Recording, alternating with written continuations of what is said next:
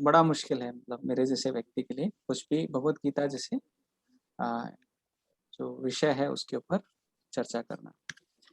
So thank you. And किसी को याद है हम लास्ट वीक कहाँ पर थे, हम लोग क्या डिस्कशन कर रहे थे?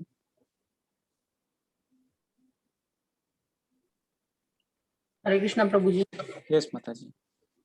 प्रभु जी 2.17 और 18 हुआ था, जिसमें 2.17 में आत्मा के बारे में बताया गया कि आत्मा अविनाशी है और वह कभी नष्ट नहीं होता, और आत्मा को बाल के अग्रभाग के 10,000वें भाग के तुल्य बताया गया है। हाँ।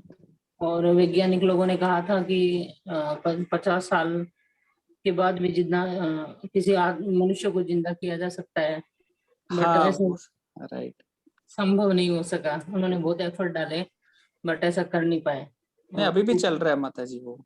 2.18 में कहा भक्त के गुण के बारे में बताया गया है। और कोई?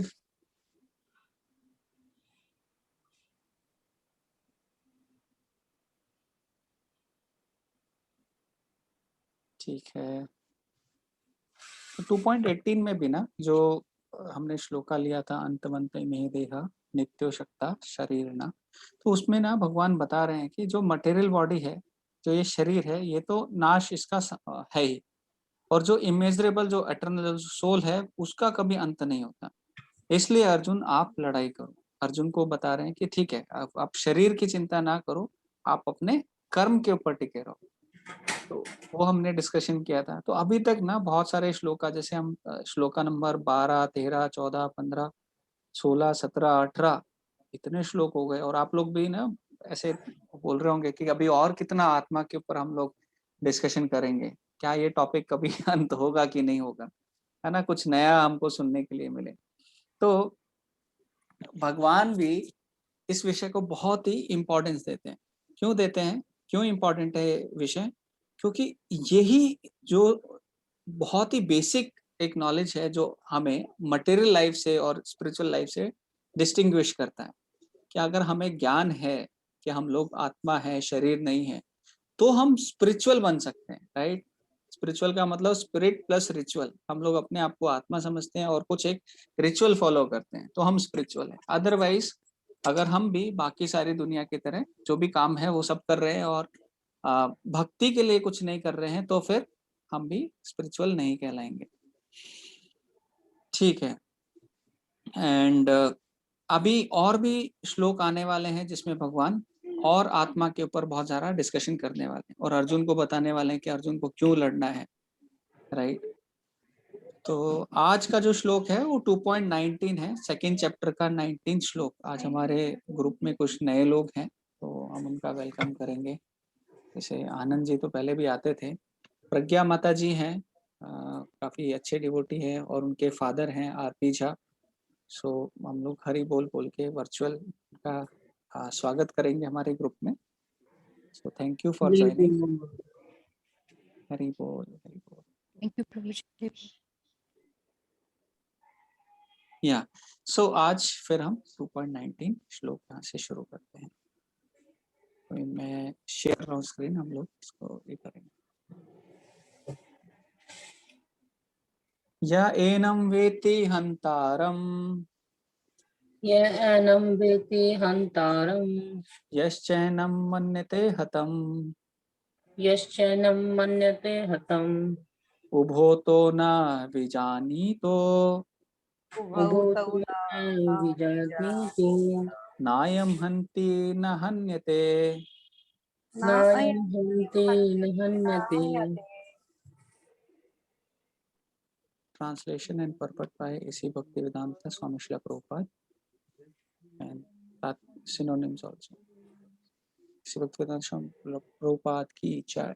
यह anyone who, enam, this, veti, knows, hantaram, the killer, यह anyone who, च, also, enam, this, manyate, thinks, hatam, killed, ubho, both, to, they, na, never, vija, vijanitah, are in knowledge, na, never, I am this, hanti, kills, na, nor, hanyate is killed. Translation: Neither he knows, neither he who thinks the living entity the slayer, nor he who thinks it slain is in knowledge. For the self slays not, nor is slain. तो यहाँ पे ये थोड़ा सा ना technical इसका तात्पर्य, कोई हिंदी में पढ़ेगा? माता जी आपके पास, ममता माता जी आपके पास ओपन है? जी जी प्रभु जी। जो इस जीवात्मा को मारने वाला समझता है तथा जो इसे मरा हुआ समझता है, वे दोनों ही अज्ञानी हैं, क्योंकि आत्मा न तो मरता है और न मारा जाता है। राइट। सो इसके पहले वाले श्लोक में क्या बताया था कि बॉडी का नाश होता है और आत्मा का नाश नहीं होता। तो एक बार ना जो रशिया में क्या हुआ था, एक इस्कॉन के ऊपर केस डाला गया था, स्पेशली भगवत गीता के ऊपर। वो क्या बोल रहे थे, भगवत गीता क्या सिखा रही है? लड़ाई सिखा रही है, ये आदमी को मारने के लिए प्रेरित कर रही है कि भाई देखो आप शरीर नहीं हो, मार दो। तो उनका केस कुछ ऐसा था। तो वहां पर जब काफी डिस्कशन हुआ, वो कोर्ट में गया, कोर्ट में जाने के बाद जब ये सारे वर्सेस हैं जो आत्मा के ऊपर बताए जा रहे हैं वो प्रोड्यूस किए गए, वहां पे उन्होंने देखा ये लोग बता रहे हैं कि हम लोग, अर्जुन तुम मारो, अर्जुन तुम मार सकते हो उनको, ये शरीर की चिंता मत करो, ये तो आत्मा है, आत्मा का नाश नहीं होता है। तो वो ऐसे आर्ग्यूमेंट वो अपने साइड से बता रहे थे कि ये लोग सिखा रहे हैं कि हमको एक दूसरे को मार देना चाहिए। तो क्या ये सही है? एक्चुअली ये सही नहीं है, क्योंकि जो अर्जुन, उसकी ड्यूटी है, अगर कोई आर्मी वाला बॉर्डर पे खड़ा है और जो सैनिक हैं, जो दूसरे जो दुश्मन है, अगर उनके ऊपर वो हथियार नहीं चलाता है, तो उसको उसको एक पेप टॉक दिया जाता है, उसको एक बताया जाता है कि कैसे उसको फाइट करना है। वो उसकी ड्यूटी है, वहां पे रहकर देश की रक्षा करना, वहां पर रहकर देश को बचाना। तो अगर वो नहीं कर रहा है तो वो अपनी ड्यूटी नहीं कर रहा है। तो यहाँ पे अर्जुन की ड्यूटी है, एक क्षत्रिय की ड्यूटी है कि उसको फाइट करना और मारना जरूरी है। तो हुआ क्या, क्योंकि आपको तो पता है कि ऐसी न्यूज ना बहुत स्प्रेड हो जाती है बहुत जल्दी। तो सारे रशिया में सब लोग थोड़ा सा देखने लगे, अरे ये ऐसा कौन सा ग्रंथ है जिसके जिसमें ऐसा बताया गया है, जिसमें ऐसा है और केस चल रहा है। तो लोग उसकी और कॉपियां मांगने लगे, अरे दिखाओ क्या है, भगवत गीता है क्या? तो ऐसे ना पहले थोड़ा बहुत प्रचार हो रहा था, और उसकी वजह से अभी देखो भगवान के ना अलग अलग तरीके होते हैं प्रचार कराने। तो उसकी वजह से वो और ज्यादा भगवत गीता का प्रचार प्रसार होने लगा और लोग उसको ढूंढ ढूंढ के मांगने लगे और पढ़ने लगे। पहले शुरू में तो एक भगवत गीता पहुंची थी, बड़ी मुश्किल से भक्त लोग रशिया में नीचे प्रिंट करते थे, और वहाँ के जो लोग थे, जो गवर्नमेंट के लोग थे, वो बहुत ज्यादा अगेंस्ट थे कि यहाँ पे कोई धर्म वर्म हमको नहीं चाहिए, और पकड़े जाएंगे अगर भक्त लोग ये सब पढ़ते हुए, भगवत गीता बांटते हुए, तो फिर उनका क्या, उनको जेल में डाल देंगे, उनको बहुत ये करेंगे और मार भी देंगे। तो इतने ज्यादा क्रूल वो लोग थे। और उस टाइम पे भगवत गीता का एक एक पेज प्रिंट आउट होके ऐसे सर्कुलेट होता था, पूरी बुक सर्कुलेट नहीं होती थी सबसे पहले। लेकिन जब ये केस हुआ और ऐसे लोग ना बहुत डिमांड करने लगे, मांगने लगे, तो सबने देखा अरे ये तो कुछ एक स्पेशल बुक है, क्या है ये बुक, तो हमें जाननी चाहिए। तो वो देखकर लोगों में बहुत उत्साह आया, और उसकी वजह से इतने सारे लोग भक्त बन गए, इतने सारे लोग भक्त बन गए कि रशिया में एक रिवोल्यूशन जैसा भी आ गया। और भी बहुत सारे रीजन थे कि वहां पे लिस्ट रहती थी रशिया में कि कितने सारे, कौन कौन से जो रिलीजन है उनके टॉप लिस्ट में है जिनको बैन किया गया है, वहां पे बैन करते थे। तो हरे कृष्णा ना सबसे टॉप पे रहता था, हरे कृष्णा को बैन कर दिया है रशिया में, क्योंकि यहाँ पे ये धर्म वर्म हमको नहीं चाहिए।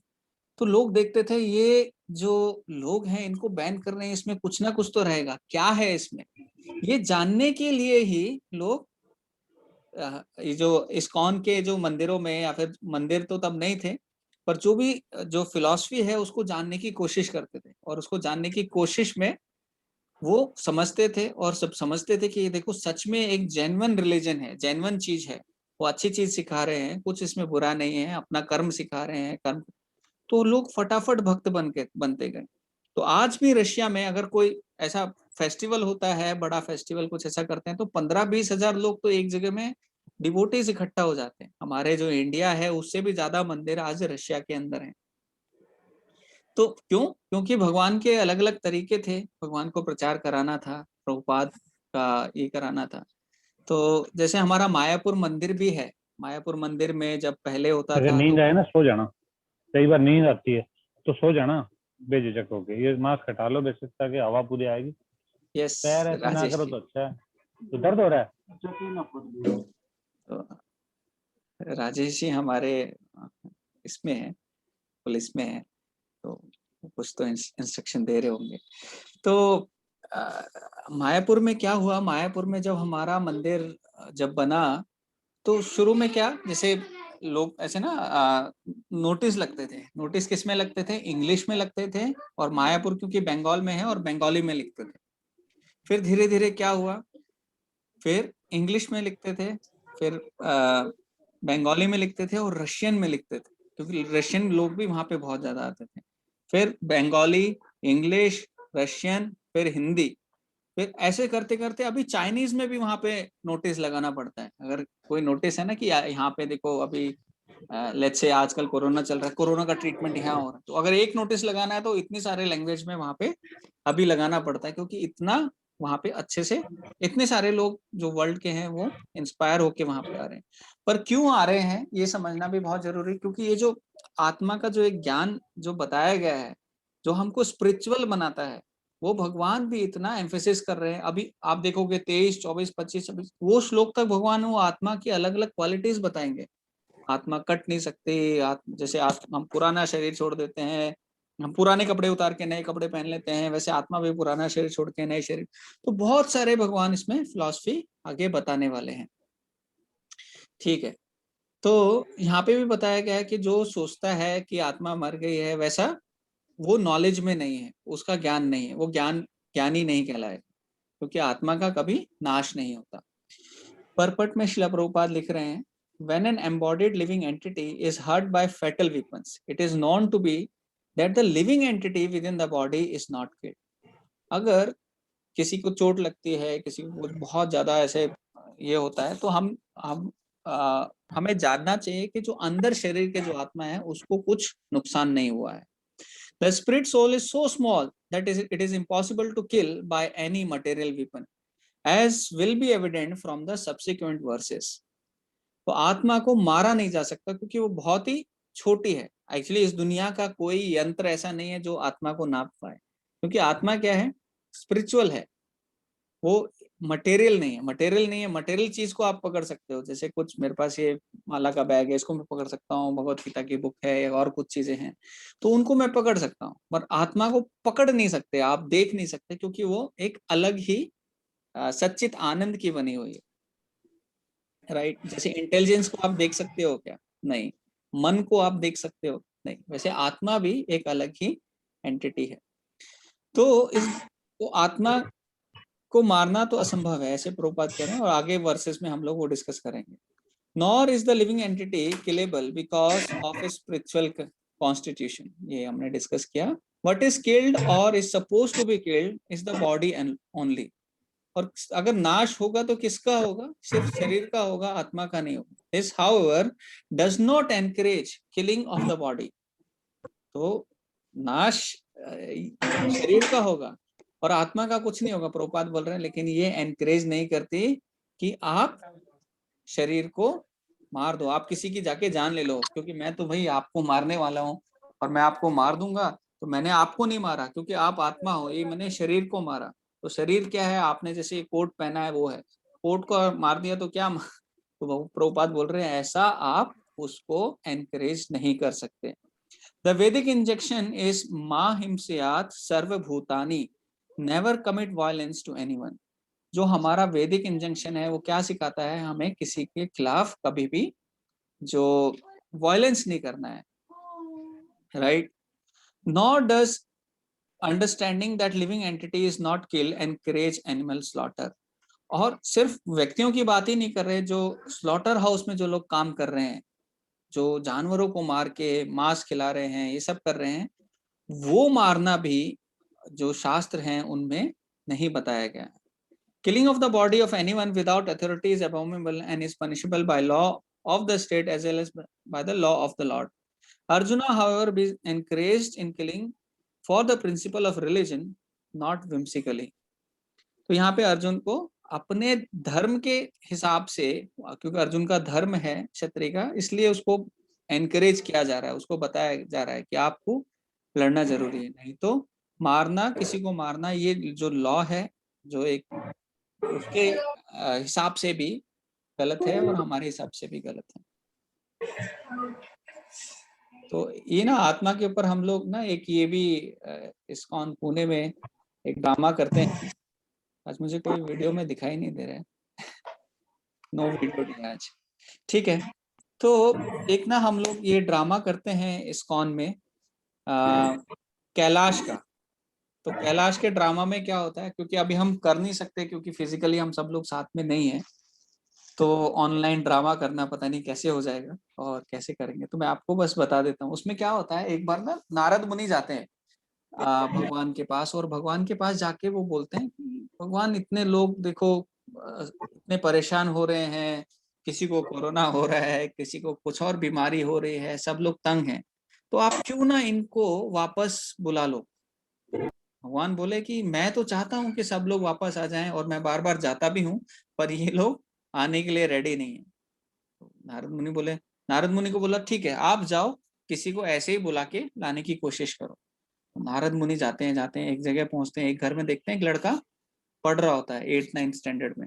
वो पढ़ता है, पढ़ते पढ़ते उसको नारद मुनि कहते हैं नारायण नारायण। बोला अच्छा हाँ बोलिए। तो देखो मैं नारद मुनि हूँ, मैं गोलोक वृंदावन से आया हूँ, ये जो संसार है ये बड़ा दुख का कारण है, तो आप यहाँ से चलो। यहाँ पे देखो कोई ना कोई दुख आपको आए दिन आता ही रहेगा, कभी छोटा कभी बड़ा कभी कैसा, क्योंकि भगवान ने भी इसको दुखालय शाश्वतम किया है, स्टैंप लगाई है भगवान ने, इसमें ज्यादा सुख की अपेक्षा करनी नहीं है, अपना कर्म करो, भगवत अपनी भक्ति करो और यहाँ से फटाफट निकलो। लड़का बोलता है नारद जी वो ठीक है, पर अभी तो देखो मैं 8th स्टैंडर्ड में हूँ, पढ़ाई कर रहा हूँ, और मैं कैसे आपके साथ अभी जा सकता हूँ, तो आप ऐसा करो 15 साल के बाद आओ। बोला अच्छा ठीक है 15 साल के बाद, ठीक है मैं आता हूँ। 15 साल के बाद नारायण करते करते वो नारद मुनि फिर से उस लड़के के पास है, उस लड़के का नाम है कैलाश। तो कैलाश को बोलते हैं कैलाश कैलाश मैं आ गया, मैं नारद मुनि हूँ। कैलाश बोलते हैं अच्छा हाँ नारद मुनि, हरे मुनिवर आप आ गए, आप आइए आइए। तो नारद जी बोलते हैं आपको याद है ना आपने मुझे 15 साल बाद बुलाया था आज। नारद मुनि बुलाया तो था, पर अभी क्या हुआ है देखो, अभी अभी मेरी नौकरी लगी है, अभी तो पैसे आने लगे हैं, इतनी मेहनत मैंने पढ़ाई करी, सब कॉलेज किया, सब डिग्री प्राप्त करी, अभी तो सब कुछ मिला है और अभी आप मुझे ले जाओगे, तो अभी आप ना थोड़ा 10 साल के बाद आना आप थोड़ा। नारद मुनि बस मैं चल लूंगा आपके साथ, ऐसा आप मत सोचो। तो नारद मुनि बोलते हैं अच्छा ठीक है। तो फिर नारद मुनि आते 10 साल के बाद, 10 साल के बाद आते हैं नारायण नारायण। तो उस समय क्या होता है, उनकी शादी हो गई होती है, 3-4 बच्चे होते हैं, और नारद मुनि कहते हैं चलो चलो। बोले नारद मुनि अभी नहीं जा सकता, अभी बहुत रेस्पॉन्सिबिलिटी, अभी बात भी मत करो, आप ना 10-15 साल के बाद आओ, अभी मत बात करो। नारद मुनि बोला तुमने बोला था मुझे आने के लिए, मैं इसलिए आया हूँ, और तुमको ये सारे जो प्रॉब्लम्स हैं इस दुनिया की, नहीं तो ये प्रॉब्लम आती रही। बोले नहीं नारद मैं सब समझता हूँ, मेरे को सब पता है, आपने मुझे सब बताया है, पूरा सब नॉलेज है, पर आप ना थोड़ा 15 साल के बाद आ। बोला ठीक है 15 साल के बाद आएंगे। तो नारद मुनि 15 साल के बाद आते हैं, तो थोड़े बच्चे बड़े हो गए होते हैं और उनकी शादी वादी हो रही होती है, वो सब चल रहा होता है। तो बोलते हैं कि देखो अभी तो, नारद मुनि आते हैं उनको बोलते हैं अभी तो देखो मेरे ना पोता पोती हो रहे हैं, ये सारे रिस्पॉन्सिबिलिटी हैं, मेरे जो बच्चे हैं वो भी अच्छे से काम नहीं करते दोनों लड़के, और अभी मुझे इन्हें सिखाना है इस दुनिया में क्या करते हैं कैसे जीते हैं, तो वो सब कुछ सिखाना है, सब कुछ करना है नारद मुनि, अभी तो मैं पोतों के साथ खेलूंगा और ये सब वो बोल के नारद मुनि को फिर से भेज देते हैं। नारद मुनि बड़े ये हो जाते हैं, क्या है भगवान ने कहा है आप किसी को भी ऐसे ले आओ, इतना अच्छा मौका दे रहे हैं, लॉटरी खुली है, लाखों की लॉटरी लगी हो, ऐसा एक मौका इनको मिल रहा है, पर ये फिर भी जाने को तैयार नहीं। नारद मुनि बोले सर ठीक है, इसको और 10-12 साल दे देते हैं, 15 साल दे देते हैं, मैं आज आता हूँ फिर से वापस। नारद मुनि फिर से जाते हैं, फिर से वापस आते हैं, और नारद मुनि आते हैं, इस बार बोलते हैं कैलाश कैलाश, नारायण नारायण, मैं आ गया, चलो चलो, अब देखो तुम वृद्ध भी हो गए हो और ये है। और तो वो सच में वृद्ध हो गए थे और अभी भी जाने के लिए रेडी नहीं थे।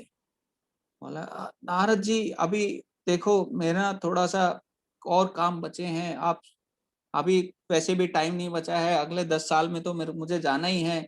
और ऐसे से बोल के नारद मुनि को कुछ ना कुछ बहाना देके इस बार भी वो भेज देते हैं वापस। नारद मुनि बड़े परेशान, बोले ये जो दुनिया के लोग हैं, ये इनको इतना बम्पर ऑफर दे रहे हैं, ये तो बड़े बड़े ऋषि मुनि बड़ी बड़ी तपस्या करेंगे तब भी जाके ये सारी चीजें नहीं मिलती। लाखों साल की तपस्या करते थे सतयुग में, फिर त्रेता युग में बड़े बड़े यज्ञ करते थे, फिर द्वापर युग में बहुत बड़ी आलीशान जो भगवान की मूर्ति पूजा करते थे, कलयुग में जो हरे कृष्णा महामंत्र का जाप करते हैं, अच्छे ध्यान लगा के सब कर, वो फल जो मिलता है वो मैं इसको ऐसे ही दे रहा हूँ, पर ये फिर भी लेने के लिए तैयार नहीं।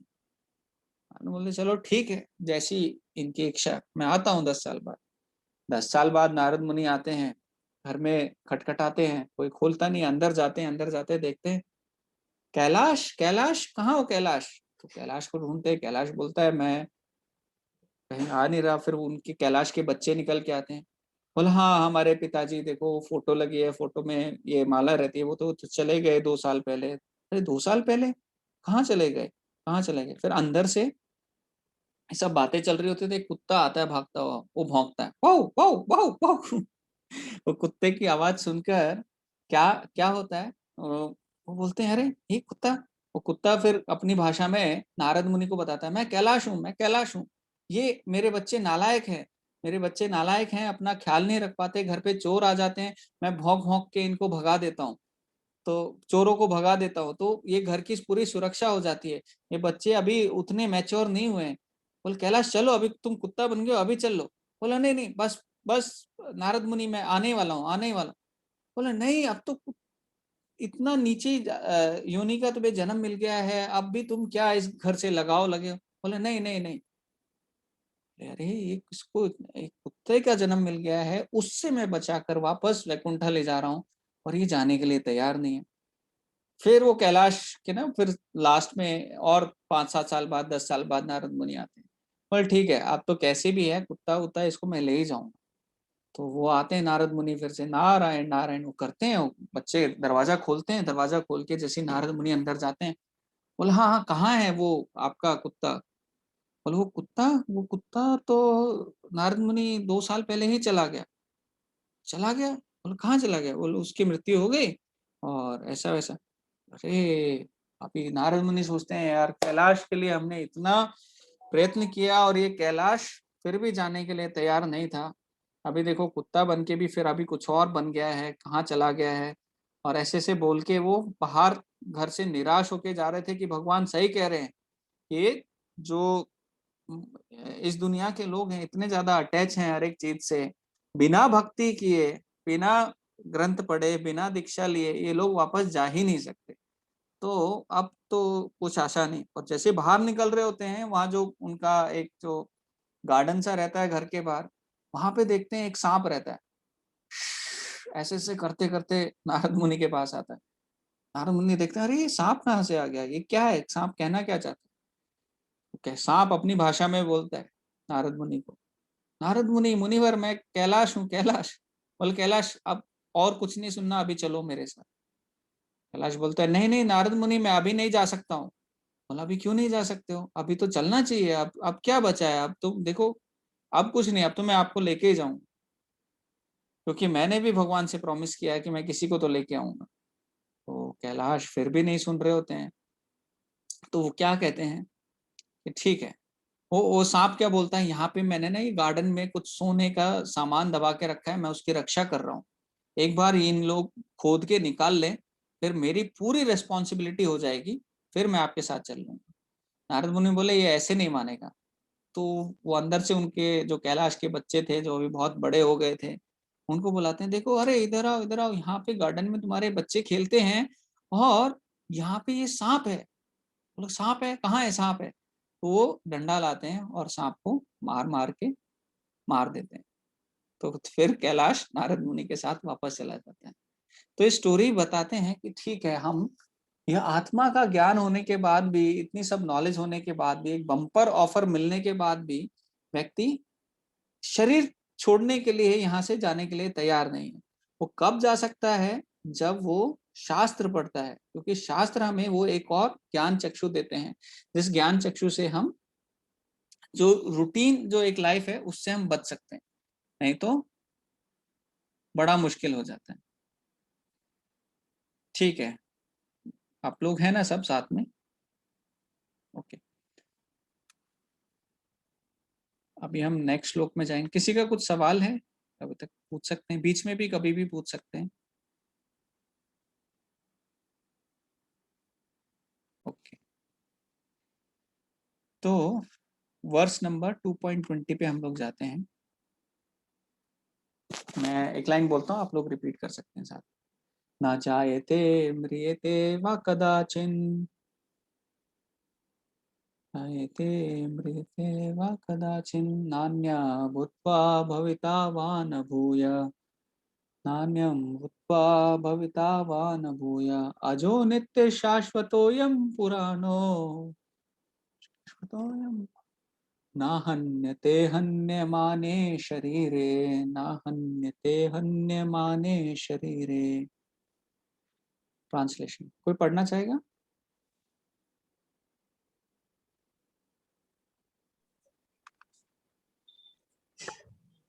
हाँ, मैं पढ़ूं प्रभु जी? यस यस प्रभु जी। हाँ, आत्मा के लिए किसी भी काल में न तो जन्म है न मृत्यु। वह ना तो कभी जन्मा है, न जन्म लेता है और न जन्म लेगा। वह अजन्मा, नित्य, शाश्वत तथा पुरातन है। शरीर के मारे जाने पर वह मारा नहीं जाता। तात्पर्य पढ़े? हाँ प्रभु जी पढ़ सकते हैं, थोड़ा एक पैराग्राफ पढ़िए। हाँ, गुणात्मक दृष्टि से परमात्मा का अणु अंश परम से अभिन्न है। वह शरीर की भांति विकारी नहीं। कभी कभी आत्मा को स्थायी या कूटस्थ कहा जाता है। शरीर में 6 प्रकार के रूपांतर होते हैं। वह माता के गर्भ से जन्म लेता है, कुछ काल तक रहता है, बढ़ता है, कुछ परिणाम उत्पन्न करता है, धीरे धीरे क्षीण होता है और अंत में समाप्त हो जाता है। किंतु आत्मा में ऐसे परिवर्तन नहीं होते। आत्मा अजन्मा है, किंतु चूंकि वह भौतिक शरीर धारण करता है, अतः शरीर जन्म लेता है।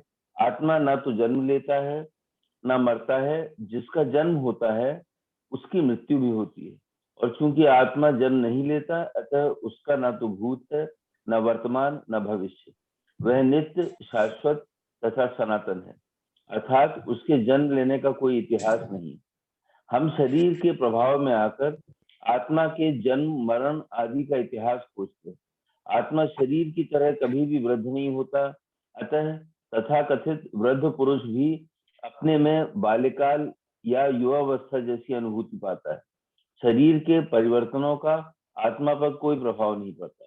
आत्मा वृक्ष या किसी अन्य भौतिक वस्तु की तरह क्षीण नहीं होता। आत्मा की कोई उपसृष्टि नहीं होती। शरीर की उपसृष्टि संतानें हैं और वे भी व्यष्टि आत्माएं हैं, और शरीर के कारण वे किसी न किसी की संतानें प्रतीत होते हैं। शरीर की वृद्धि आत्मा की उपस्थिति कारण होती है, किंतु आत्मा के न तो कोई उपवृद्धि है, न ही उसमें कोई परिवर्तन होता है। अतः आत्मा शरीर के 6 प्रकार के परिवर्तन से मुक्त है। हरे कृष्णा। सो ये भी ना सेम जो थीम है वो कंटिन्यू हो रही है। यहाँ पे जो ट्रांसलेशन है उसमें भी ये बताया कि आत्मा, अगर हम सोचें कि एक टाइम पे उसका जन्म हुआ था, एक टाइम पे वो शुरू हुई थी, तो वैसा नहीं है। आत्मा भी बहुत पहले से है, जब से सारी दुनिया है, जब से सब कुछ है तब से है, और उसका कभी अंत हो जाएगा ऐसा भी संभव नहीं है। वो हमेशा सनातन समय से आत्मा रहती है और उसका नाश नहीं होता। कब? जब ये शरीर का नाश हो जाता है। और शरीर के जो तात्पर्य है, परपट है, उसमें श्रील प्रभुपाद बता रहे हैं कि शरीर के अंदर ना 6 तरह के चेंजेस होते हैं, 6 तरह के बदलाव होते हैं जो आत्मा के अंदर नहीं होते। जैसे अगर किसी के अंदर कुछ जान है, कुछ ऐसा है, तो उसको हम बोलेंगे, उसको कैसे आइडेंटिफाई करेंगे जिसके अंदर कुछ जान नहीं है, जिसके अंदर आत्मा नहीं है उससे। जैसे पत्थर है और एक दूसरी कोई चीज है, तो आत्मा जिसके अंदर है, जो एक जीव आत्मा है, उसके अंदर जो 6 चेंजेस आएंगे वो बढ़ेगा, ग्रोथ होगा उसका। यहाँ पे लिखा है देखो, जन्म लेता है, वो ग्रो करता है, वो प्रोड्यूस करता है, और ग्रेजुअली फिर थोड़ा बुढ़ापा आता है और उसके बाद वो वैनिश हो जाता है। पर आत्मा के अंदर ये सारे चेंजेस नहीं रहते।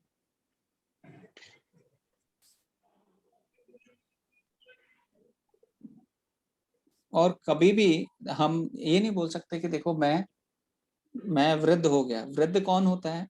ये शरीर होता है। या फिर कोई भी बोलेगा, जैसे इंग्लिश में भी ना, अगर हम पूछेंगे कि आपकी उम्र कितनी है, तो वो बोलेंगे आई एम 6 ईयर ओल्ड। उसका मतलब क्या है? 6 साल पुराना या बुढ़ा।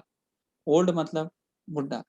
तो वो यही बोलते हैं, क्योंकि जो शास्त्र है उसके हिसाब से कौन बूढ़ा है, कौन जवान है, ये उस पर डिपेंड करता है कि किसका कितना समय बचा है, वो हमें पता नहीं है। इसलिए जो इंग्लिश का जो एक्चुअली बताते हैं एज, वो बहुत सही है। 6 ईयर ओल्ड, अभी पता नहीं 7 ईयर होगा कि नहीं होगा। और इस समय में जो बहुत ही कठिन चल रहा है, जहाँ पे हम देख रहे हैं कि हमारे आसपास वाले हर एक परिवार में कुछ ना कुछ क्षति हुई है, कुछ ना कुछ ठोसें पहुंची, तो उसकी वजह से भी हम समझ सकते हैं कि इस दुनिया का जो नेचर है वो ऐसा ही है।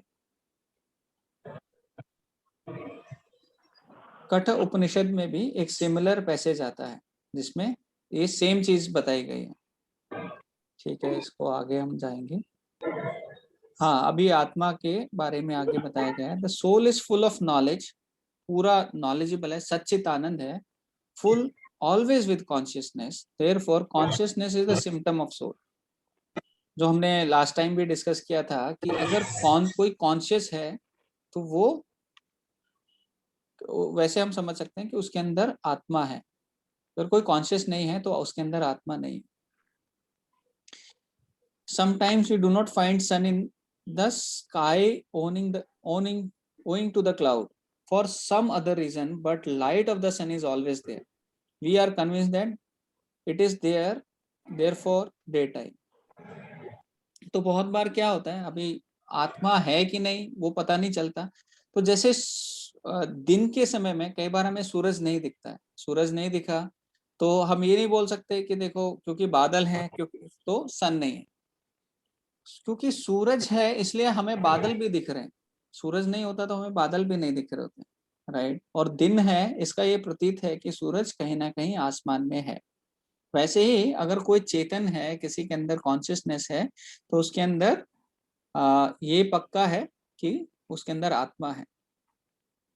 अभी आप ना बहुत एक अच्छा मैं एक थॉट सोच रहा था कि जैसे जो रीइंकार्नेशन की हम लोग बात कर रहे थे, पुनर्जन्म होता है, ये होता है, हमने बहुत सारे वीडियो देखे थे।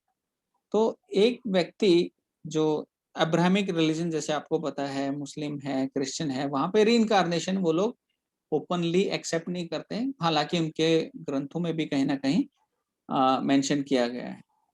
पर अगर वो ओपनली एक्सेप्ट नहीं करते, मान लो आप ये नहीं बोलते कि आपका पुनर्जन्म हुआ है, तो आप ये कैसे डिफाइन कर सकते हो कि ये अमीर घर में पैदा हुआ है, ये गरीब घर में पैदा हुआ है? उनको एक बार पूछा गया कि आप ये बताओ, ठीक है कि जीसस को मानना सब जरूरी है और आत्मा का होना भी, आप आत्मा भी नहीं मानते हो और पुनर्जन्म भी नहीं मानते हो, तो आप ये बताओ, जीसस ने किसी को एकदम ही गरीब बना दिया और किसी को एकदम अंबानी बना दिया, तो ऐसा क्यों किया? किसी को बहुत सुंदर बना दिया, किसी को एकदम ही बहुत सुंदर नहीं बनाया, बहुत ही खराब सा बना दिया, तो ऐसा क्यों कर रहे हैं? किसी को बहुत इंटेलिजेंट बना दिया, किसी को इंटेलिजेंट नहीं बनाया। आप यहाँ पे हो, आप जीसस के बारे में बता सकते हो, एक ही जीवन है, एक ही जीवन के बाद अगर उसने जीसस को एक्सेप्ट किया, माना जीसस है, तो उसका वो जीसस के पास जाएगा, नहीं माना तो वो हमेशा के लिए नरक में चला जाएगा। उस व्यक्ति का क्या होगा जिसके पास तक ये जीसस की टीचिंग्स हैं वो पहुंच ही नहीं पाएंगे, बहुत रिमोट जगह में रहता है, गांव में रहता है, ऐसी जगह है, तो उसका क्या होगा? तो ये बहुत सारे सवाल हैं जो इनइक्वालिटी है इस दुनिया में, वो कैसे हम लोग आइडेंटिफाई करेंगे अगर हम रीइंकार्नेशन और पुनर्जन्म और अपने कर्म की जो थ्योरी हम लोग बताते हैं उस पर अगर विश्वास नहीं करते हैं तो ये बड़ा मुश्किल हो जाता है। तो वो अगर आप किसी को भी सवाल पूछेंगे तो वो उसका उनके ऊपर आंसर नहीं रहेगा, वो कुछ ना कुछ बताएंगे आपको। ठीक है, तो यहाँ पे प्रभुपाद आगे बता रहे हैं कि there are two kinds of soul, दो तरह की आत्मा है, एक अणु आत्मा जो बहुत छोटी है और एक सुपर सोल विभू आत्मा जो बहुत ही बड़ी है। देयरफॉर इट इज कंफर्म्ड इन कठ उपनिषद।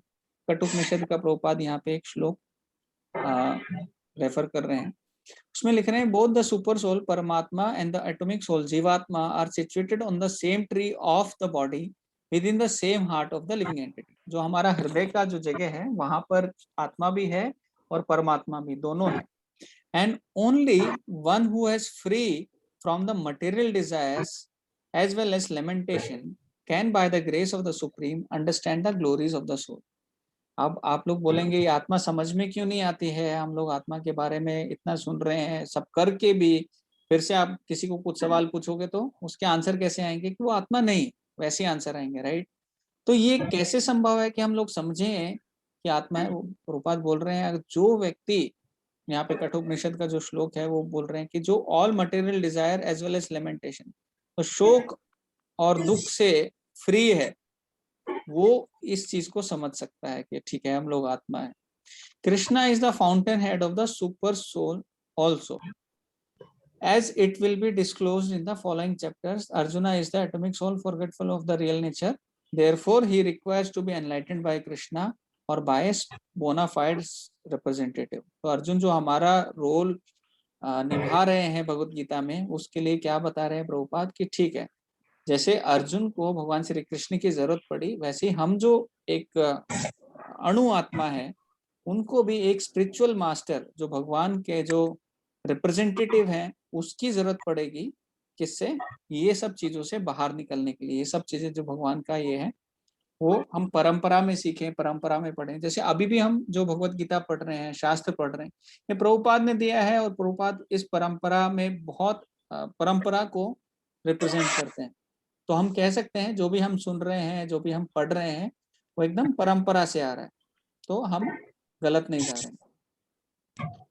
तो एक्चुअली और भी है, आज ना स्पेशल एकादशी है एक, उसके ऊपर भी चाह रहा था थोड़ा सा डिस्कशन करना। आप लोग का क्वेश्चन है अभी तक के सेशन में?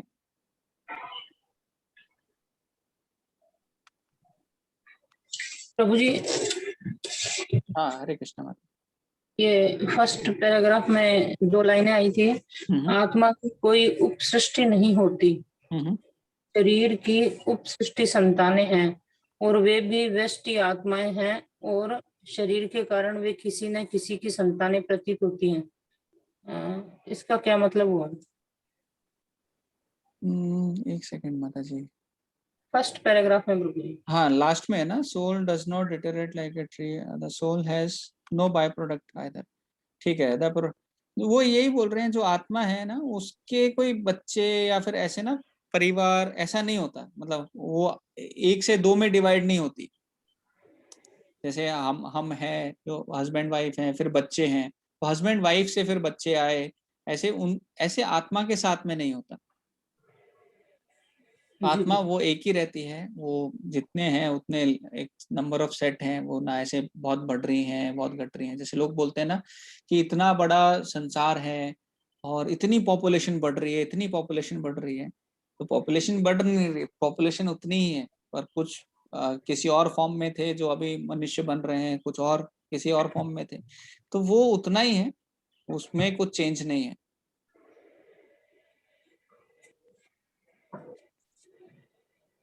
हरे कृष्णा जी, थैंक यू प्रभु जी। हरे कृष्ण। और कोई क्वेश्चन किसी का? एक्चुअली प्रभुपाद बहुत क्लियरली लिखते हैं, हम लोग बस यहाँ पे आके साथ में पढ़ लेते हैं। तो उसका एक अच्छा हमारा पढ़ना हो जाता है। तो ये जो आज एकादशी है, काफी स्पेशल एकादशी है। ये बहुत सालों के बाद ना एक ऐसा मुहूर्त बनता है जो जो आज का है। तो हाँ, तो आज का जो मुहूर्त है वो बहुत ही स्पेशल है। और सेम मुहूर्त का ना एक स्टोरी है श्रीमद् भागवतम में अम्बरीश महाराज की। अम्बरीश महाराज ना ये सेम एकादशी करने के लिए मथुरा में आए। एक्चुअली अम्बरीश महाराज बहुत बड़े भगवान के भक्त थे। बहुत ही ये थे कि उन्होंने पूरे जगत में सबको भक्ति करने के लिए प्रेरित किया था। पूरे जगत के राजा थे, और राजा भी ऐसे थे, राज ऋषि, मतलब भगवान को इतना मानते थे कि उसके आगे, भगवान के आगे किसी को कोई मानते नहीं। पुराणों में उनकी स्टोरी आती है, उसमें बताते हैं कि एक बार क्या हुआ, उनकी ना वैसे 1000 रानियां थी, और फिर एक और उनको लेटर आता है। तो राजाओं के साथ क्या होता था कि उनको अगर ये विवाह प्रस्ताव आता था तो वो क्षत्रिय मना नहीं कर सकते। तो उनको एक और विवाह प्रस्ताव आता है कि मैं आपसे शादी करना चाहती हूँ, ऐसे ऐसे करके।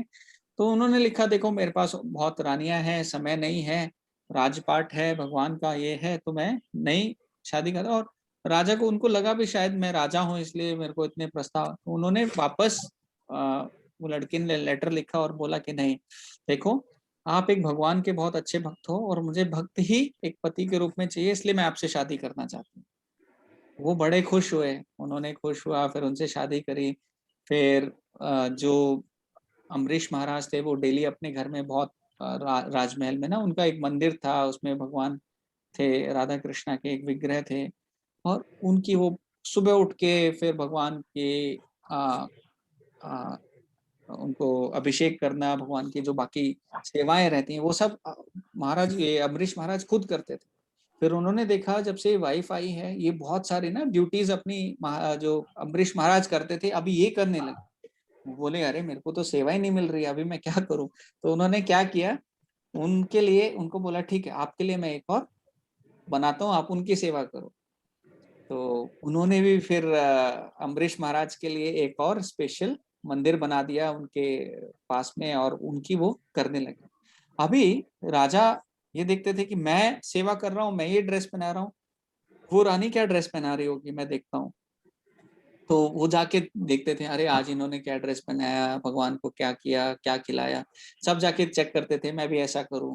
तो ये थोड़ा सा ऐसा सब थोड़ा सा उनको ना ये होता था, कंपटीशन सा ऐसा होता था, ठीक है मैं और अच्छे से करूंगा, ये अच्छे से कर रहे हैं। तो वो देखते देखते बाकी रानियों को थोड़ा लगा, अरे ये जो राजा है, जब से नई रानी आई है, हम में से तो किसी के पास कोई बात ही नहीं करते हैं, तो अभी क्या करें। तो वो रानी ने क्या किया, चेक करो जाके। तो उन्होंने चेक किया, बोलो उन्होंने बहुत अच्छा मंदिर बनाया है, आलीशान सा मंदिर है, और वैसा ही हम बनाते। हजारों रानियों ने वो सब बुलाए मिस्त्री वगैरह और अपने अपने घर में सब जगह ना ऐसे मंदिर बनवा दिए। और मंदिर बनवा दिए, अभी राजा जो थे, अभी उनको 1000 मंदिर में जाने के लिए इनविटेशन आने लगा। देखो हम भी पूजा कर रहे हैं, हम भी भक्ति कर रहे हैं, हमारे पास भी आओ ऐसे। अभी आप नॉर्मली देखो तो बहुत डिफिकल्ट होता है, पर क्योंकि राजा भगवान का एक रिप्रेजेंटेटिव कहलाता है, तो वो राजा के पास भगवान की दी हुई कुछ और शक्तियां भी होती, तो उसकी वजह से वो हजारों मंदिर में डेली जाके दर्शन करते थे। अभी वो देख के आसपास के जो राज्य वाले थे वो बोलते थे, अरे हमारे राजा के पास तो टाइम ही नहीं है हमारे लिए, क्या करें। फिर वो राज्य वालों ने भी अपना बना लिया। ऐसे देख के जो आस पास वाले जो लोग थे और दूसरे क्षेत्र के लोग थे, उन्होंने भी बना लिए, फिर उनको वहां से इनविटेशन आने लगे। तो ऐसे करते करते करते करते सारे जगह पे इनविटेशन उनको आने लगे, और सब लोग भक्त बनने लगे। तो वैसे ये अम्बरीश महाराज की ग्लोरी है। और इसके साथ में हम ये भी बोल सकते हैं कि अगर घर में एक लेडी अगर डिवोटी है तो वो सबको भक्त बना सकती है। जैसे अम्बरीश महाराज की जो नई वाइफ आई, उनकी वजह से सब लोग भक्त बन गए, राइट। ऐसी अगर कोई लेडी भक्त है, लेडी जो घर की नारी है, अगर वो भक्ति कर रही है तो वो सबको बहुत अच्छे से भक्ति सिखा सकती है। तो इसलिए मैं थोड़ा डाइवर्ट हो गया। तो अम्बरीश महाराज ना यहाँ पे आए थे अपने मथुरा में एकादशी करने के लिए। ये वाली बहुत स्पेशल एकादशी है, बहुत ही सालों के बाद ऐसा एक मुहूर्त। मतलब ये मोहिनी एकादशी तो हर साल आती है, पर इसका जो कुछ एक मुहूर्त है वो स्पेशल है। तो एकादशी करने से 1000 एकादशी करने का फल मिलता है, ऐसा कुछ है। तो ये कर रहे थे, और उस समय में जब एकादशी का व्रत तोड़ते हैं दूसरे दिन, तो एक पारण टाइम होता है, एकादशी को पारण करते हैं, तो पारण टाइम एक घड़ी रहती है, उस समय में ही आपको कुछ अन्न खाना है या फिर कुछ और सा खाना है, तो वो खाकर ही आप एकादशी का व्रत तोड़ते हैं। तो उन्होंने क्या किया, वो अन्न खाने की जगह, वो नॉर्मली क्या है, जैसे एकादशी में हम लोग बहुत सारी चीजें करते हैं, जो सबसे हाईएस्ट स्टैंडर्ड है वो क्या करते हैं, वो कुछ नहीं खाते, निर्जल एकादशी करते हैं और पूरे टाइम भगवान का ये करते हैं, मतलब पानी पीने का भी टाइम वेस्ट नहीं करते, वो इतना भक्ति करते हैं, वो बहुत ही हाईएस्ट स्टैंडर्ड है। फिर दूसरा स्टैंडर्ड है कि कोई फ्रूट्स पे रख लेता है, फिर उससे कम थोड़ा स्टैंडर्ड है कि थोड़ा दूध भी पी ले, फ्रूट्स भी खा ले, फिर उससे कम स्टैंडर्ड है कि भाई अन्न मत खाओ, ठीक है। जैसे मैं भी वही स्टैंडर्ड में हूँ, अन्न नहीं खाता, बाकी हमारे यहाँ ये बन जाती है साबूदाना खिचड़ी और वरई की खीर और साबूदाना ये जो अपना मखाने की खीर, और बहुत आइटम बन जाते हैं। तो वो एक सबसे नीचे वाला स्टैंडर्ड है, तो उसमें बोलते हैं एटलीस्ट चलो आप ना ये मत खाओ, अन्न मत खाओ। तो अम्बरीश महाराज थे, वो बहुत ही हाई स्टैंडर्ड के भक्त थे, भगवान पे पूरी तरह निर्भर रहते थे। उन्होंने एकादशी का व्रत किया था, उसमें निर्जल एकादशी रखी थी। निर्जल एकादशी रखकर वो अपने पारण टाइम में एकादशी का व्रत तोड़ने के समय में व्रत तोड़ने के लिए जा रहे थे। तो उस समय पे दुर्वासा मुनि आ गए अपने 10,000 शिष्यों के साथ। अभी दुर्वासा मुनि ना बहुत फेमस है श्राप देने के लिए, वो किसी को भी श्राप दे देते हैं, किसी को भी थोड़ी भी गलती हो तो बहुत बड़ा श्राप दे देते हैं। तो वो देख के तो वो थोड़े से ये हो गए, और ऋषि इतने ज्यादा हाई स्टैंडर्ड के हैं दुर्वासा मुनि कि वो भगवान के वैकुंठ में भी ऐसे ये शरीर में जाके वापस आ सकते हैं, मिलके आ सकते हैं भगवान को। तो बहुत ही, जैसे राधा रानी थी, तो उन्होंने दुर्वासा मुनि की कुछ सेवा करी थी। दुर्वासा मुनि ने उनको आशीर्वाद दिया था कि आप जो बनाओगी वो परफेक्ट बनाओगी, वो एकदम बेस्ट बनेगा। वो होने के बाद में यशोदा मैया हमेशा राधा रानी को बुलाती थी कृष्णा के लिए बनाने के लिए। तो यशोदा मैया की जो रसोई थी वो राधा रानी की रसोई थी, उसमें राधा रानी ही बनाती थी।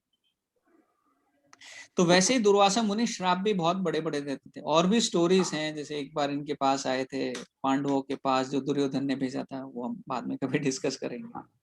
तो यहाँ पे आए, और अभी उन्होंने बोला मैं थोड़ा स्नान करके आता हूँ यमुना में, और फिर आप हम सब लोग के लिए तैयार करके रखें। अभी दुर्वासा मुनि स्नान करने गए यमुना में, और इतना जो पारण का टाइम है वो निकले जा रहा है। अभी पारण में आपने अगर व्रत को नहीं तोड़ा तो व्रत का फल आपको नहीं मिलता है, राइट। और वो व्रत फिर कंटिन्यू भी हो जाता है। जैसे आपने एकादशी का एक घड़ी है, उसमें आप व्रत नहीं तोड़ते हो तो अगले दिन भी आपको एकादशी करनी पड़ती है कंटिन्यू, तो वैसा है। तो अभी यहाँ पे देख रहे थे, बोले स्पेशली हम सब आए हैं, मथुरा आए हैं और ये कर रहे हैं, और अभी हमें मौका नहीं मिल रहा है। अभी अभी अगर हम वेट करें दुर्वासा मुनि के आने का, तो हमारी एकादशी हम लोग तोड़ नहीं पाएंगे, तो क्या करें। तो ऋषियों ने उनको बताया आप ऐसा करो, थोड़ा 2-4 बूंद चरणामृत पी लो। चरणामृत से क्या होता है, व्रत आपका टूट भी जाएगा क्योंकि वो निर्जल है और ऐसा है, और नहीं भी टूटेगा क्योंकि वो चरणामृत है। तो बोला अच्छा ठीक है। तो उन्होंने चरणामृत पी लिया। चरणामृत पीते ही वहां दुर्वासा मुनि को पता चल गया कि देखो इन्होंने मेरा अपमान कर दिया। अभी मैं ये कैसे किया, एक गेस्ट हूँ, इतना बड़ा ऋषि हूँ, इतना बड़ा साधु हूँ, और उसको छोड़ के पहले खुद कुछ खा रहे हैं, ये तो बहुत बड़ा अपमान है मेरे लिए। तो वो देख के वो बहुत क्रोधित हो गए। क्रोधित होके वो सीधा कहाँ पर आए, वो सीधा आए इनके पास, और आके बोले कि दुर्वासा मुनि तुमने ऐसे कैसे कर दिया, और ये बहुत बड़ा अपराध है, आपको ऐसा नहीं करना चाहिए था। और बहुत गुस्सा हो रहे थे, बहुत ज्यादा जब गुस्सा हो रहे थे, तो दुर्वासा मुनि अब वो जो ये थे अपने अम्बरीश महाराज, वो क्या बोले, राइट। तो अम्बरीश महाराज कुछ बोल नहीं पा रहे थे, और साथ में ये हो रहा था। तो उन्होंने क्या किया, अपने एक बाल तोड़ा और उसमें से बाल को नीचे फेंका, और उसमें से एक बहुत भयंकर सा एक राक्षस को जन्म दिया दुर्वासा मुनि ने, और राक्षस को बोला कि अम्बरीश महाराज को मार दो। भयानक सा राक्षस, और अपने जो अम्बरीश महाराज हैं उनको खाने के लिए, उनको मारने के लिए आगे बढ़ रहे हैं। अब अम्बरीश महाराज एकदम प्रहलाद महाराज की तरह भगवान पे पूरी तरह निर्भर। वो बोल रहे हैं ठीक है, भगवान चाहेंगे तो मैं मर जाऊंगा, नहीं चाहेंगे तो नहीं। वो रखना चाहते हैं तो रखेंगे, नहीं रखना चाहते तो नहीं रखेंगे। तो पूरी तरह भगवान पे निर्भर, और वो होके अपने ये करने लगे। भगवान ने देखा, अरे ऐसा कैसे संभव है, मेरे भक्त का नाश तो कभी हो ही नहीं सकता, राइट। तो उन्होंने क्या किया, वहां से सुदर्शन भेजा वैकुंठ लोक से, और सीधा सुदर्शन आया। और जब ये जो राक्षस जो पैदा किया था, ये अम्बरीश महाराज को खाने जा रहा था, तो वो सुदर्शन आ रहा है और इनके पीछे भाग रहा है। पहले इसको मार दिया उन्होंने, जो ये राक्षस बनाया था इन्होंने, दुर्वासा मुनि ने। अभी सुदर्शन किसके पीछे हो गया, दुर्वासा मुनि के पीछे। दुर्वासा मुनि ने देखा ये भगवान विष्णु का शस्त्र है, इसके अगेंस्ट तो कोई मैं जा ही नहीं सकता हूँ। अभी वो वहां से भागना शुरू हुए, और वो जितनी स्पीड से भाग रहे थे, सुदर्शन भी थोड़ी सी दूरी मेंटेन कर रहे थे। ऐसा नहीं कि सुदर्शन की स्पीड बहुत है, वो जाके वो फटाफट मार भी सकते थे, क्योंकि भगवान की लीला थी।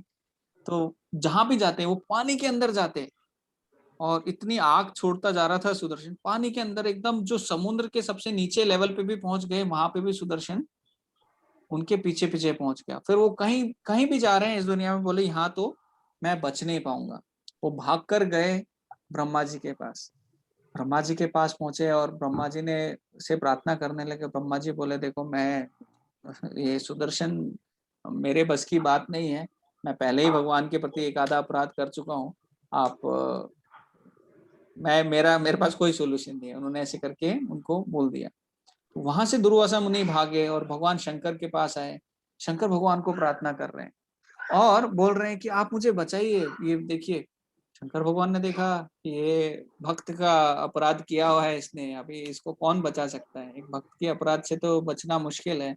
और भगवान उन्होंने बोला देखो, ये सुदर्शन से तो सिर्फ जो जिसका ये शस्त्र है वही उसको रोक सकता है, मैं भी नहीं रोक सकता हूँ। किसका है, भगवान विष्णु का। तो दुर्वासा मुनि पहले बताया कितने पावरफुल थे, सीधा विष्णु भगवान के पास पहुंच गए। भगवान आप क्षमा करें, मुझे बचाएं, ये सुदर्शन नहीं तो आपका है, आप इसे रोकें। भगवान बोले अहम भक्त पराधीना, मैं अपने भक्तों के पराधीन हूँ, मैं भी इसको नहीं रोक सकता। अब तो ये निकल चुका है, अब तो ये अपना काम करके आएगा। लेकिन हाँ, जो मेरा भक्त है अम्बरीश महाराज, वो अगर चाहे तो तुम्हें बचा सकता है।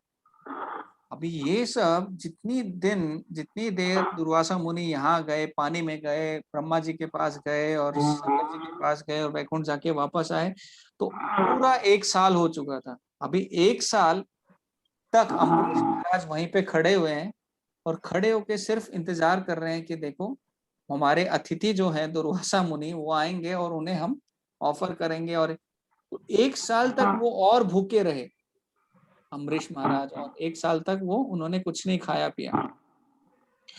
तो जैसे अभी दुर्वासा मुनि वहां पर आए, वहां पर आने के बाद जब उन्होंने देखा कि अभी ये जो है अम्बरीश महाराज हैं, यही मुझे बचा सकते हैं।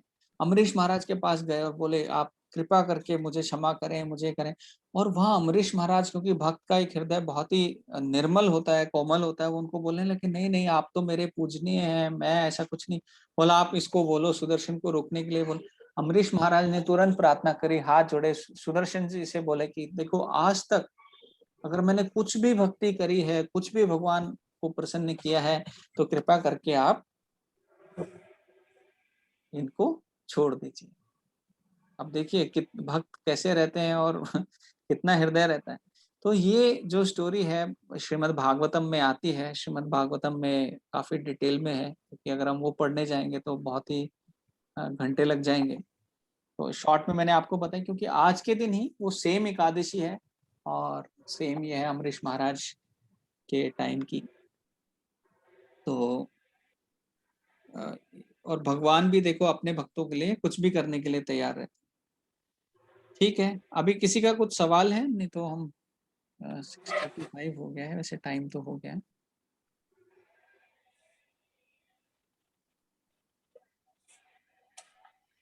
प्रभु जी, जो पारण करते हैं वो सिर्फ ओनली कुछ नहीं खाते हैं, निर्जला एकादशी करते हैं, वो ही करते हैं, या फिर हम जैसे लोग भी जो जैसे फल फ्रूट या फिर सागर करते हैं वो भी उनको भी कब पारण के समय पर अन्न खाना चाहिए? हाँ अदरवाइज हम मतलब तो लेट ही खाते हैं। नहीं वो ना सबको खाना चाहिए माता जी, सबको पारण करना है। पारण मतलब हम लोग अन्न खा के करते हैं, भगवान का जो भोग है, वो जो प्रसाद है वो खा के करते हैं, और वो एक समय रहता है, जैसे वैष्णव कैलेंडर में ना वो एक समय मेंशन रहता है कि इस टाइम से इस टाइम तक, हर एक एकादशी का हर एक जगह के हिसाब से वो समय थोड़ा सा अलग रहता है, तो वो हमें उसके हिसाब से पालन करना चाहिए, और हर एकादशी का रहता है।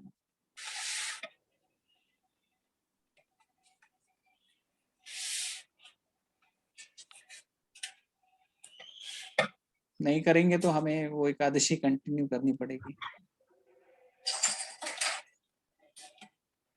और अभी 2-3 दिन भी काफी अच्छे फेस्टिवल हैं। एक जैनन प्रभु हैं, उनका फेस्टिवल है कल, पर ठीक है कल तो।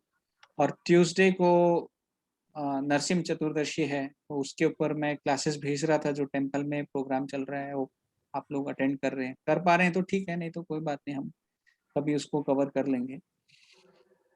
बहुत अच्छे क्लासेस हैं वो भी। और फिर वेनेसडे को भी है, जैसे राधा रमन टेम्पल का अपीयरेंस डे, और भी 2-3 चीजें हैं, फेस्टिवल हैं उस दिन भी।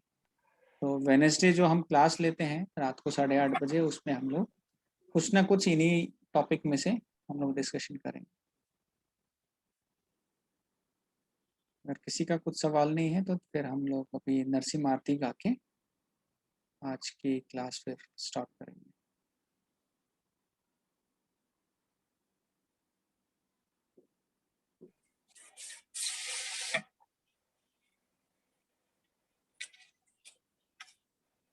हरे कृष्णा। ठीक है, फिर मैं शेयर करता हूँ। अब बोलो। नरसिंह आरती प्रभु जी की।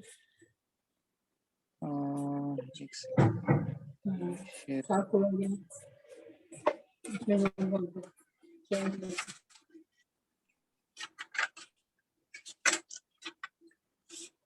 ठीक है, मैं स्क्रीन शेयर करता हूँ। आप में से कोई गाना चाहेगा? ममता माता जी आपकी डॉटर हैं? हाँ प्रभु जी, आइए। अच्छा, बहुत अच्छा। ठीक है, संस्कृति है, बहुत अच्छे, उनके नाम के हिसाब से संस्कार हैं। हरे कृष्णा। हरे कृष्णा।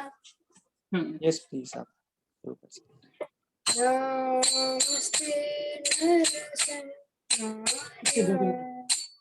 नमस्ते नरसिंहाय।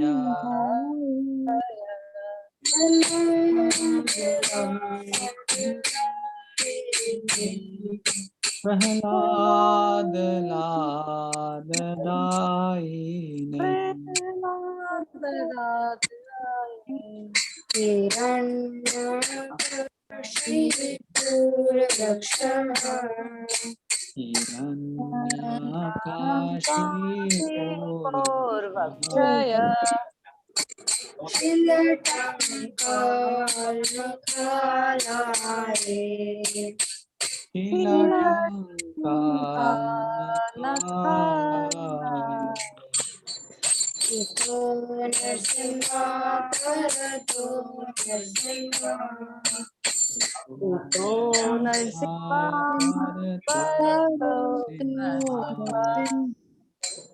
यतो यतो यामि ततो नरसिंहा।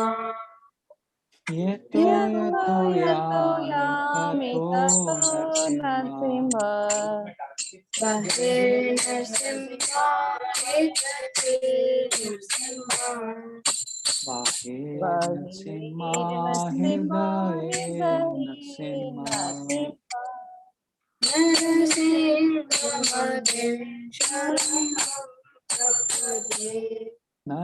नरसिंहमदिं शरणं प्रपदे। योगकर कमल करे अद्भुत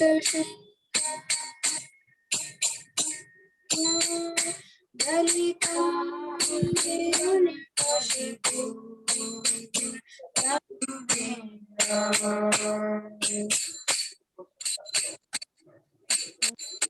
कमल कर कमल बरे नाथ अद्भुत श्रृंगार दलिता हिरण्यकशिपो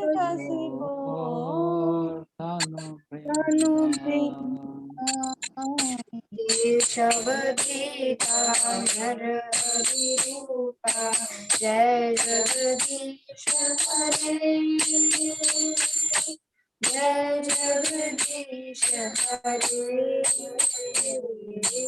जय जगदीश हरे केशवधृता नरहरिरूपा नरहरिरूपा जय जगदीश हरे जय जगदीश हरे जय जगदीश हरे जय नरसिंहदेव जय नरसिंहदेव जय नरसिंहदेव जय नरसिंहदेव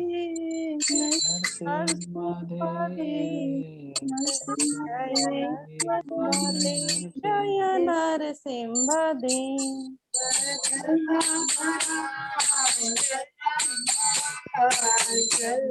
महाराज जय प्रहलाद महाराज प्रहलाद महाराज प्रहलाद महाराज जय प्रहलाद महाराज